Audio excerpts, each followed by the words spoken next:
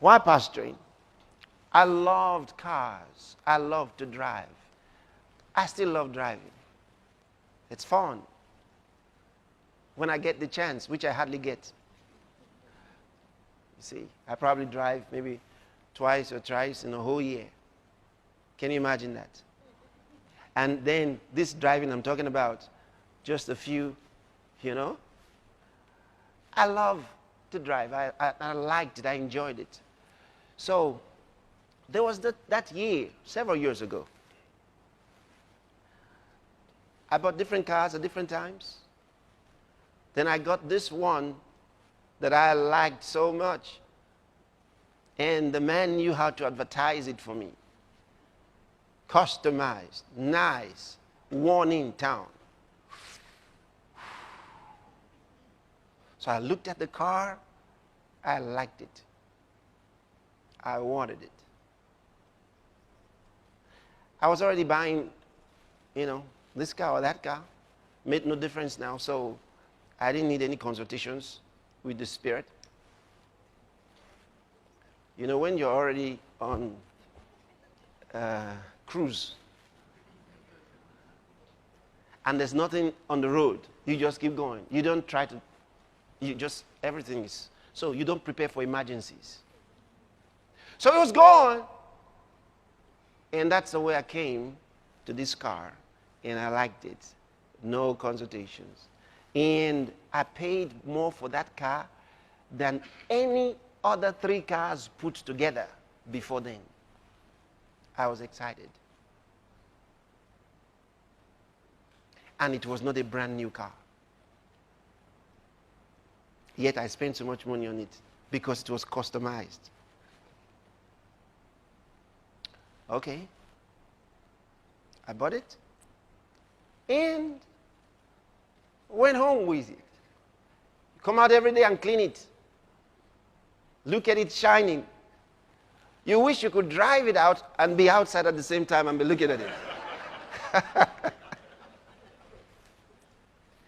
Anyway, one day, while it was still, new, I'd only driven it out maybe to church once or twice. So it's just there because I had other cars. Okay. In this Monday, I believe it was, you got this car, you're not driving it, nowhere to go. You have to look for somewhere to go. So I needed somewhere to go. So I said, okay, I'm going to buy fuel.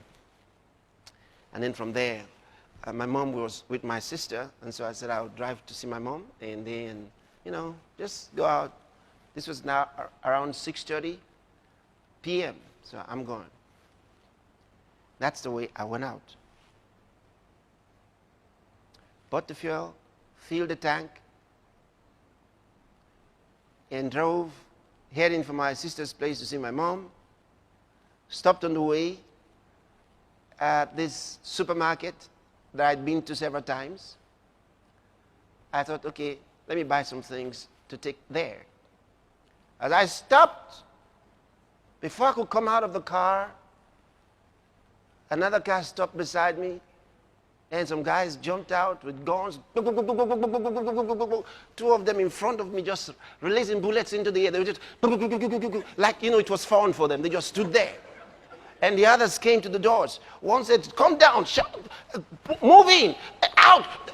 They were giving all kinds of commands. I didn't know where I was.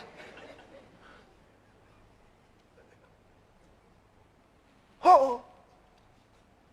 Before I knew what was happening, they opened the back door and said, get inside. The other one opened the boot to get inside. Everywhere. Come out. Where are you? I didn't know what happened to me. They were shouting so much. I didn't know which of them to obey. And the street was neat in seconds. They fled. The people fled. Then, for some reason, beyond explanation, I walked away from there. And it's like, like they didn't see me. I don't know how, but I just walked away. got out of there. The guy had opened the door and asked him to enter. And if you knew about how they used to steal those days, they'll ask the person to get into the boot, they'll carry the owner of the car away and drop him somewhere. Give him a ride, drop him somewhere. If they didn't kill him. So, I just walked away into the house that was, where the shop was. And they were still shooting, and then they drove the car away. Still unclear to me how I got out of that place. Now, my car was gone. I'm going to see my mom. Now I'm walking. I didn't even remember whether I was to buy anything anymore. The car was gone, the money, whatever, everything was gone. Now, as I walk down the street, and here's the reason for this story. As I walk down the street, all by myself, like this, a thought hit me. A moment ago, you were riding a big car. Now, you're walking in the street like anybody else. But you are the same person. At that moment, everything, every desire, every fascination with cars and all of those things left me. I lost interest in all those things instantly. It's like a miracle. Something you can't explain. I lost interest in all of those things at once. I said, a moment ago you were there in that car, and right now you're walking like anybody else in the street. But you are the same person. A man's life doesn't consist in the abundance of things he possesses.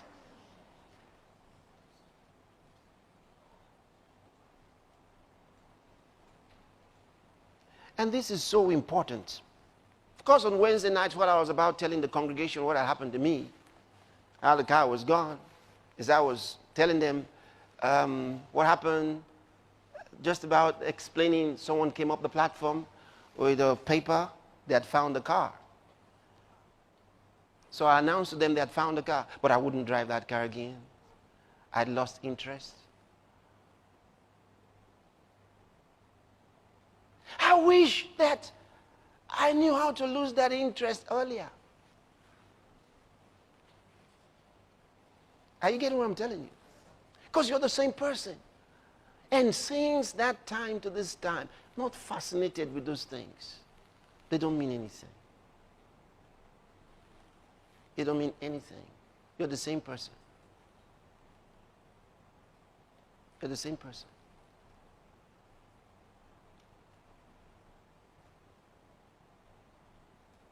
Don't wish for those things. Wish to fulfill the call of God in your life. That's the most important. Have a different kind of desire. Nothing in this world satisfies. Nothing. Nothing. And you see, God will bless you faster than you can make releases. Let me put it this way, because sometimes when we talk like this, there are those who say to us, but if you keep giving, you may never have anything. You just keep giving, and then you never have. The point is this: what God doesn't want is for anything to have you. We give. I give all the time. But the thing is this: I am unable to catch up with God. Before I have time to make my calculations, He's beaten my figures. And in everything. No wonder He said that seed time, He said, will overtake that harvest. And the harvest will what? Overtake the seed time. Such that you find yourself before the harvest, another seed time has come. And while you are still